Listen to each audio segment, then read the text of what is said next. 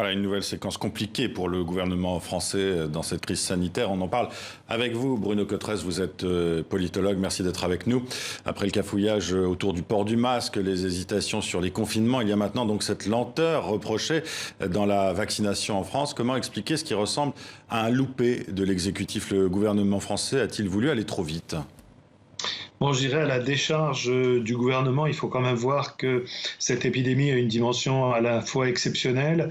La connaissance de ce virus s'est faite aussi progressivement. Mais ça, c'est quelque chose qui concerne tous les pays et pas seulement la France. On voit qu'effectivement, depuis le début, il y a une difficulté de notre gouvernement à poser une ligne assez claire. On voit encore aujourd'hui des éléments d'incertitude qui sont extrêmement importants. Au cours des 3 ou 4 derniers jours, on a entendu des messages nouveaux, des couches d'informations qui sont présentées aux Français.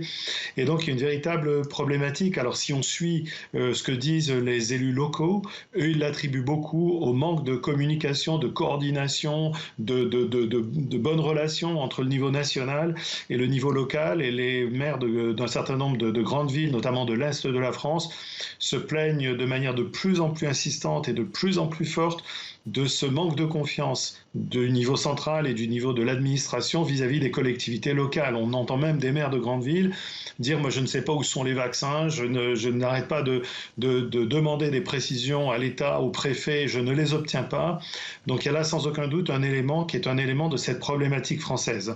Problématique relative donc encore une fois à ce qu'on critique parfois comme l'hypercentralisation de l'État français. Pour Emmanuel Macron, Bruno Cotresse, qui est remonté dans les sondages, il y a aussi un véritable enjeu à sortir de cette crise sanitaire par le haut. C'est sa candidature à la présidentielle de 2022 qui se joue en quelque sorte aussi là. Très clairement.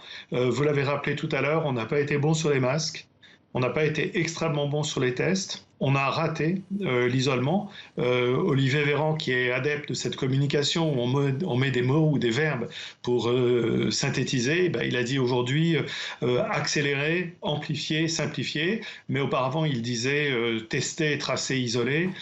Et donc, effectivement, pour l'exécutif et pour Emmanuel Macron, la question du vaccin est la marche sur laquelle il ne faut absolument pas se louper. Emmanuel Macron serait en grande difficulté si la vaccination connaissait en France des difficultés de son timing par rapport à nos voisins européens. Et on voit que par rapport à nos voisins européens, on peut prendre l'exemple du Royaume-Uni, de l'Italie ou de l'Allemagne, on est déjà très en retard sur eux. On a senti un certain agacement d'ailleurs du côté de l'Élysée avec cette fuite qui est sortie dans le JDD qui présentait justement l'agacement d'Emmanuel Macron. Alors pour cette candidature à la présidentielle, Bruno Cotresse, Emmanuel Macron veut porter un bilan. Il veut le présenter aux Français pour sa campagne. Il est à Tours aujourd'hui pour faire la promotion de sa réforme des pensions alimentaires. L'objectif en termes de communication, on le comprend bien, c'est de montrer que le chef de l'État continue de réformer malgré la crise. Oui, on a là une dimension stratégique fondamentale pour Emmanuel Macron.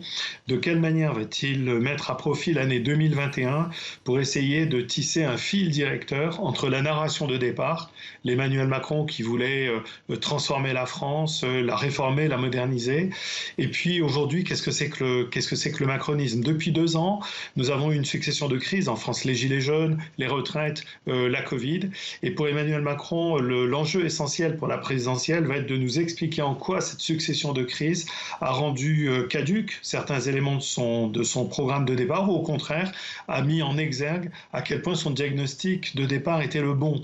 Donc c'est vraiment ça et il va s'agir pour Emmanuel Macron d'essayer de montrer qu'il continue d'agir et qu'il y a un certain nombre de thématiques fortes de son programme de départ qui continuent d'exister à travers cette succession de crises.